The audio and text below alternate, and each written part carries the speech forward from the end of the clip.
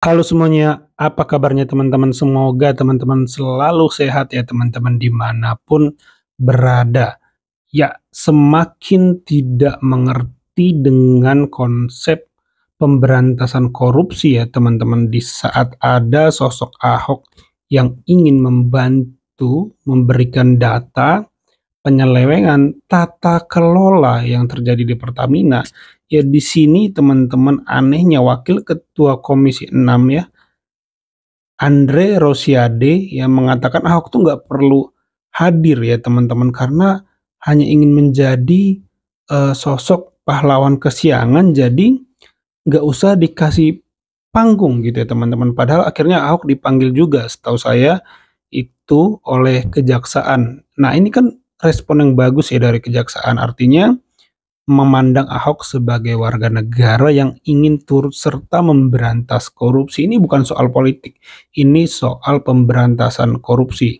Nah, ketika Andre Rosiade menyerang Ahok, ini membuktikan bahwa dia melihat ini dari sudut pandang politik gitu teman-teman. Jadi mementingkan siapa pahlawannya gitu. Padahal kita nggak penting siapa pahlawannya, yang kita penting adalah korupsinya ini diberantas gitu ya teman-teman. Nah ini akan sangat seru dan akan dibungkam ya teman-teman oleh Adian Napitupulu serangan Andre Rosiade ini kepada Pak Ahok. Nah bagaimana videonya? Coba kita simak dulu bareng-bareng. Ngebacot, omon-omon, marah-marah, maki-maki bapak-bapak. Apa yang dilakukannya? Ada nggak dia bawa data ke aparat penegak hukum? Nggak ada kan? Ngapain dipanggil? Kita ngapain ngasih panggung orang yang sudah pensiun, nggak berbuat apa-apa, lalu sekarang setelah Kejaksaan Agung melakukan penegakan hukum, dia mau jadi pahlawan kesiangan. Oh, pahlawan itu harus ada pagi, siang, malam, sore, selalu harus ada Ya pahlawan. benar ya Bang Adian. Jadi pahlawan itu bisa datang di saat waktu yang tidak terduga ketika rakyat membutuhkan.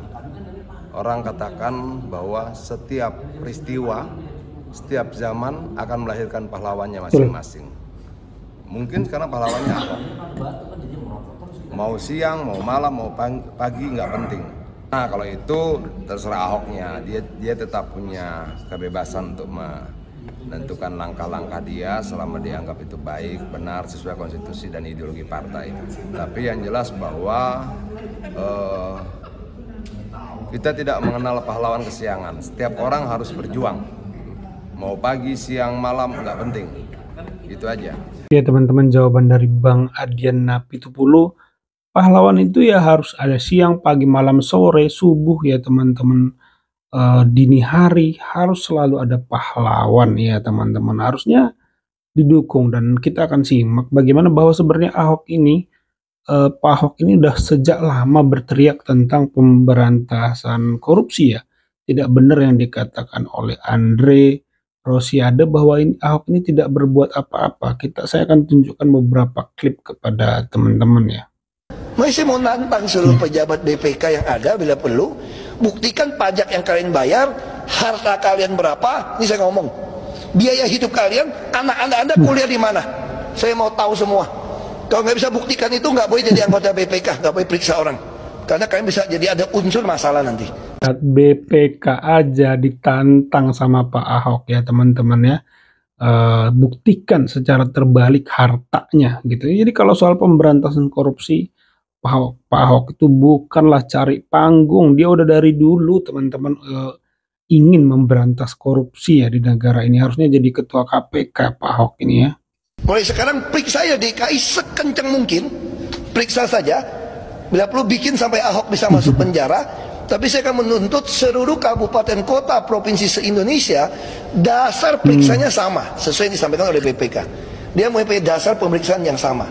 Saya akan mulai mengaudit nanti daerah yang dapat WTP semua itu apa? Ada kepala daerah yang dapat WTP masuk penjara juga toh?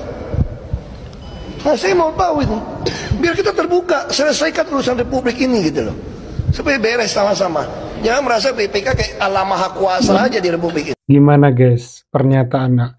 Jadi boleh periksa DKI sekencang mungkin tapi standarnya sama setiap daerah. Orang ada yang kena WTP tiba-tiba malah ditangkap pemimpinnya. Jadi Pak Ahok ini kalau pemberantasan korupsi sudah dari dulu berteriak teman-teman. Jadi Andre Rosiade tidak tepat mengatakan bahwa Pak Ahok itu cari panggung. Udah dari dulu Pak Ahok itu berusaha meneriakkan pemberantasan korupsi ya teman-teman ya di DKI Jakarta teman-teman. Tidak manggil saya dan mengatakan saya tidak ikutin prosedur undang-undang. Ini apa bos BPK? Lo kira gue takut? Apa kayak gitu Pak? Hah? Ngapain dan undang-undang kayak gitu? Makanya saya berpikir BPK ini isi lebih oknum kalau begitu. Oh, Ini apa BPK? Ya kan? Kamu kira berlindung atas institusi BPK saya takut sama kalian? Makanya saya bilang buka di pengadilan semua. Biar kalian tahu BPK dikuasai oleh oknum-oknum yang berlindung di balik undang-undang. Ini ngapain sih di KPK tuh tahu semua? Ya ada lawan Pak Ahok ya, BPK ditantang oknum-oknumnya ya teman-teman. Jadi soal pemberantasan korupsi jangan diragukan Pak Ahok ya teman-teman ya. Kalau dia nyolong di RON juga, ya itu kalau itu terjadi, ya itu Ahok ngapain aja Pak Darmadi, ya padahal Ahok itu menikmati loh penghasilan puluhan miliar jadi komut Pertamina. Jadi dia marah-marah ke Pak Alfian, maki-maki Pak Alfian di ruang rapat, itu ngapain aja, ya karena di Ahok itu komisaris utama 2019 sampai 2000 berapa sih terakhirnya? Dia alasannya kan nggak 2024. Bayangin Pak Darmadi puluhan miliar per tahun. Belum lagi rajin main golf gitu loh. Itu fasilitas yang didapatkan Ahok sebagai komut Pertamina. Dan kita tahu di Undang-Undang Persero, ya PT komut tuh bisa ya melaporkan. Lihat Erick Thohir, Menteri BUMN. Ada kasus Jiwasraya. Dia dapat data, dia datang ke Kejaksaan Agung. Jiwasraya diproses. Asabri, Pak Erick bersama Pak Prabowo punya data. Pak Erick lapor ke Pak Prabowo, Pak ini proses bagaimana? Kata Pak Prabowo, lanjutkan proses hukum Pak Erick. Diproses Asabri. Ya itu ya teman-teman, serangan Andre Rosiade kepada Ahok ya.